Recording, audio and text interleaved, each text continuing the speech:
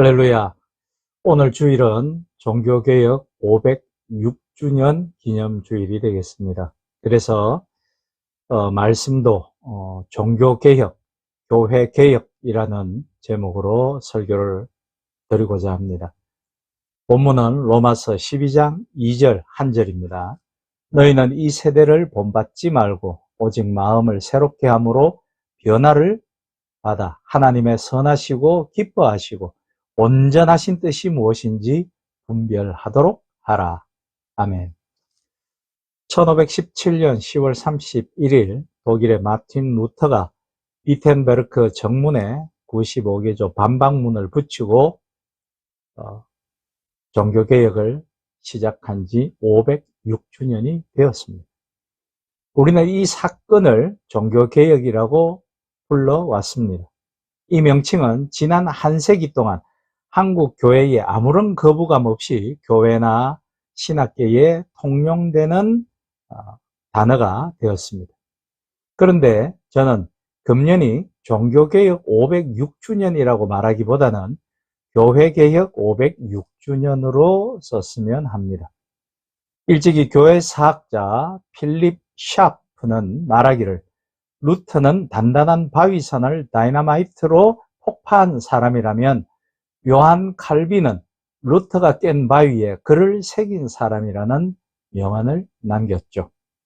그러므로 루터 없이 칼빈을 말할 수 없고 칼빈 없이 루터를 말할 수 없을 것입니다. 여기에 제가 종교개혁을 굳이 교회개혁이라고 쓰는 것은 그 당시 루터나 칼빈은 종교를 개혁하려고 한 것이 아니라 교회를 개혁하려고 했다라는 점을 강조하기 위함입니다. 종교개혁이라는 말도 사실은 일본 교회가 쓰던 용어로 한국 교회에서는 굳어진 용어라고 할 수 있습니다. 개혁교회는 한때에 교회개혁을 하고 그친 것이 아니라 어느 시대나 말씀과 성령으로 끊임없이 개혁되어가는 교회이어야 하니까 말씀입니다. 그래서 개혁의 후계자인 테오도르 베자는 개혁교회는 끊임없이 개혁되어져 가야 한다라고 하였던 것입니다. 한국교회는 지난 반세기 동안 교회와 교인의 숫자적인 부흥, 양적인 성장이 곧 법이요 진리였으며 하나님으로부터 능력을 받은 목회자로 여겨졌습니다. 그래서 한국교회 목회자들은 수단 방법을 가릴 것 없고 진리나 비진리냐 상관없이 성경적이건 이단적이건 물을 것도 없이 교회의 외형적인 성장, 교회당의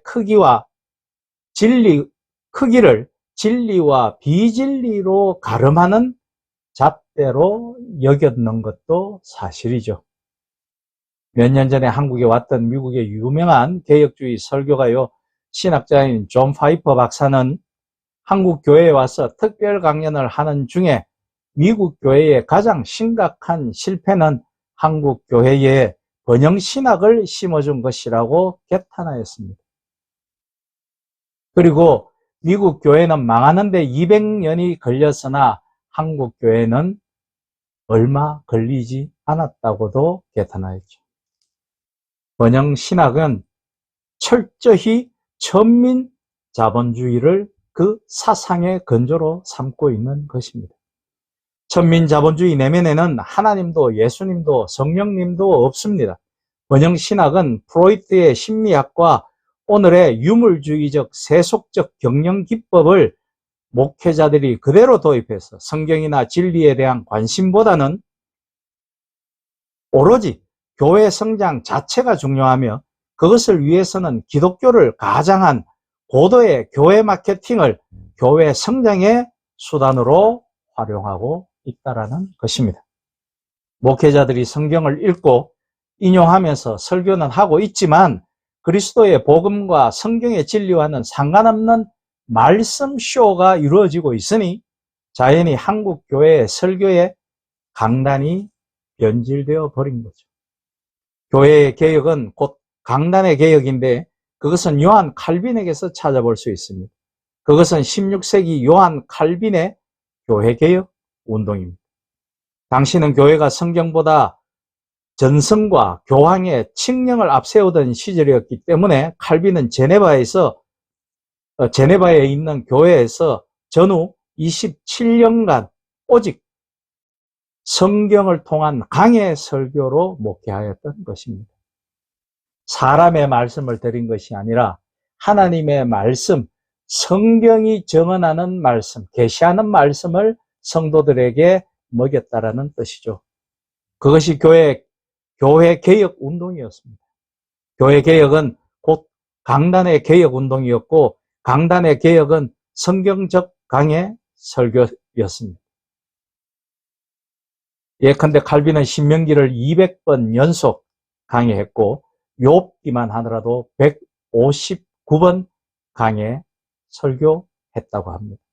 그는 설교란 하나님께서 택한 성도들과의 만남이라고 정의했습니다. 성경의 핵심은 복음입니다. 복음의 핵심은 예수 그리스도의 고난과 죽음과 부활을 믿음으로 소망 없던 죄인들이 구원함을 얻는 것입니다. 그것은 바로 성경을 하나님의 구속사로 볼 줄 아는 눈이 열리는 것이죠. 구속사의 중심은 바로 예수 그리스도이십니다.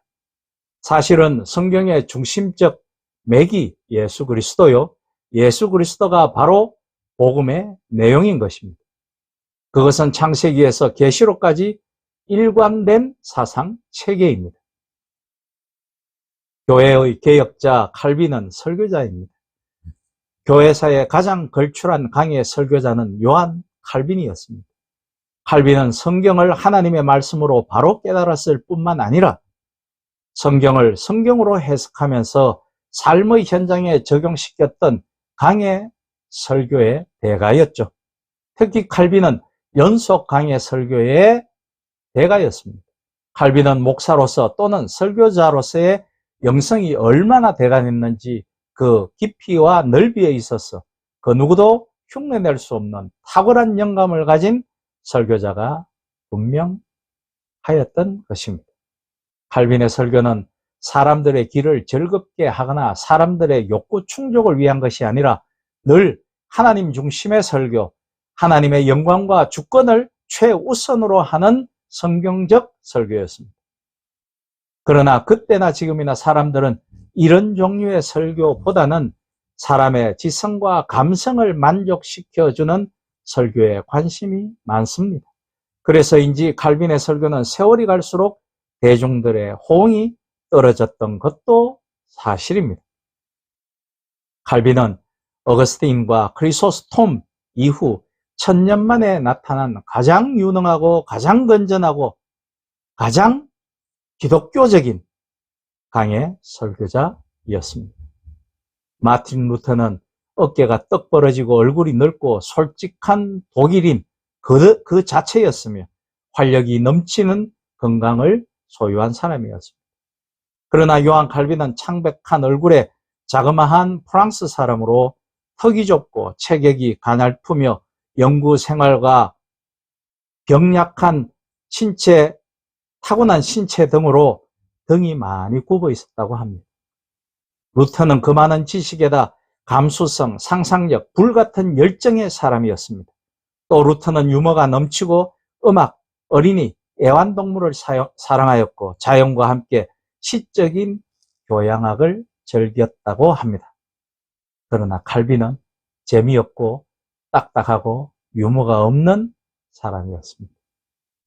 칼빈의 편지에는 칼빈은 한없이 다정다감했으나 그의 공적 생활에는 지성과 의지만이 가득 찼고 유머가 자신의 생활에 스며들 길이 없다라고 쓰고 있습니다. 칼빈은 하나님 앞에서는 양같이 겸손했으나 사람들 앞에는 담대했기 때문에 배자는 칼빈을 가리켜서 그의 말은 마치 전쟁과 같았다. 칼빈의 말은 무게가 엄청난 바위 같았다라고 증언하였습니다.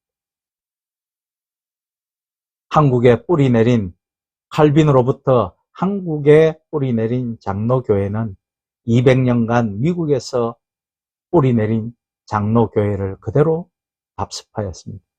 미국의 장로교회는 스코틀랜드 장로교회에서 100년을 다듬은 교회입니다.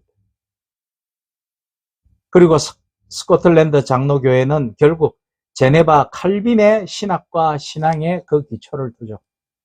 결국 모든 프로테스탄트 교회, 특히 장로교회의 사상적 뿌리는 개혁자 요한 칼빈, 존 칼빈, 요한 깔뱅으로부터 발원합니다. 그런 의미에서 한국 교회의 뿌리인 칼빈의 사상을 좀 더 깊이 있게 깨닫고 삶의 현장에 옮겨야 합니다. 그러기 위해서는 목사님들의, 특히 장로교 목사님들의 칼빈에 대한 연구가 많이 필요합니다. 혹자들은 말하기를 성경 많이 읽고 기도 많이 하고 전도 많이 하면 되는 것이지 칼빈이 무슨 의미가 있는가라고 묻습니다. 그래서 우리가 칼빈을 믿는 것인가 라고도 이야기합니다. 그렇습니다. 우리는 칼빈을 믿는 것은 아닙니다. 문제는 모두가 성경하지만 어떻게 성경을 이해하고 있는가 하는 것입니다. 그런데 오늘의 한국 교회는 성경의 핵심인 복음이 전거되지 않고 있습니다. 목사가 성경을 읽었지만 자기 중심적, 인본주의적, 세속주의적, 자본주의적, 그리고 심리학적으로 하고 싶은 말만, 도덕적, 교양적, 긍정적인 말만 성도들을 위로하는 것을 설교라고 생각하는 듯 합니다. 다시 말하면 한국 교회는 성경적 설교에서 크게 벗어나 있습니다. 신자들이 듣기 껄끄럽게 생각하고 그것은 곧 인원적, 재정적 결손으로 나타나기 때문이죠. 왜냐하면 신자들의 마음을 때리는 회개를 촉구하고 죄의 반성과 회개를 이야기하는 말씀을 드리면 교회에 나오지 않기 때문에 곧 교회는 사람이 비고 재정이 결손이 된다라고 생각하고 있는 것입니다. 이쯤 되면 교회는 고객을 만족시켜야 하는 사업체와 같은 길을 걷고 있는 것이 아닐까요? 성경적 설교란 무엇입니까? 성경은 교훈의 책이 아닙니다. 하나님의 말씀이며 하나님의 계시인 것이죠. 계시의 내용은 무엇입니까? 그것은 창조, 타락, 구속입니다. 그 하나님의 구속은 하나님께서 계획하시고 준비하시고 섭리하셔서 중보자를 보내시고 중보자 그리스도의 성육신으로 십자가의 죽으심과 부활과 그리고 승천으로 그 구원의 사역을 완성하셨다라는 것입니다. 그것이 복음의 핵심입니다. 이제 우리는 칼빈이 그렇게 하였던 교회개혁 정신으로 성경으로 돌아가자는 것입니다. 오늘날 서구교회의 햇살은 저물어 가고 있고 한국 교회도 정오를 지나 과거에 찬란했던 교회의 그림자만 길어지는 오후로 접어든 것 같습니다. 칼빈의 모국이었던 프랑스에서는 이미 개혁교회가 거의 소멸되었고 칼빈이 종교개혁을 시행하였던 스위스의 개혁교회도 이미 저무는 햇살 아래 놓여 있습니다. 그런데 아직도 한국 교회는 불이 꺼지지 않고 역사적 칼빈주의 신학과 신앙을 지키려고 애쓰고 있는 것은 불행 중 다행이 아닐까 하는 것입니다. 한국 교회는 성장, 부흥하는 교회로도 유명하지만 싸우는 교회로도 세계에 잘 알려져 있습니다. 싸우되 진리를 위해 싸우는 것이 아니라 끊임없이 교권 다툼을 일삼으며 재산 분쟁, 정치적 수구와 만모니즘과 기복주의가 교회를 찢어놓고 갈등을 더 심화시키고 있습니다. 신학교는 난립하고 무자격 목사를 양산하며 지급화하는 것이 가장 큰 문제인 것입니다. 그러니 목회자들이 교회 성장을 지상의 목표로 삼아 수단 방법을 가리지 않고 사부장 확장하듯이 그렇게 목회를 하는 것입니다. 그중에 가장 큰 문제는 목회자의 영웅주의적 야망입니다. 가끔은 꿈과 비전이라는 이름을 앞세우기는 해도 결국 그것은 교역자의 야망이죠. 야망은 자기의 뜻과 욕구를 관철하기 위한 욕심입니다. 일찍이 칼빈은 목회자로서의 경험을 바탕으로 말하기를 목회자를 망하게 하는 것은 야망이라고 했습니다. 특히 그는 데살로니가 전후서 주석에서 탐욕과 야망은 모든 성직의 부패가 시작되는 두 근원입니다. 라고 책에 썼습니다. 이제 우리는 자기중심적 목회나 삶이 아니라 하나님 중심의 목회와 삶을 회복하여야 합니다. 철저히 하나님 중심의 신앙을 회복해야 합니다. 그것이 종교개혁입니다. 그것이 교회개혁입니다. 해 아래 새 것이 없다는 성경 말씀을 기억하십시오. 세상은 부패하고 타락했습니다. 교회도 세속화되었습니다. 그러나 바울 시대도 칼빈 시대도 오늘과 다르지 않았습니다. 오늘도 우리는 칼빈이 깨우쳤던 오직 하나님의 영광과 주권을 높이고 성경대로 살아가는 것을 목표로 삼아 그것을 기치와 비전으로 삼는 개혁주의자가 다 되시기를 예수 그리스도의 이름으로 축복하고 부탁드립니다. 솔리 데오 글로리아. 아멘.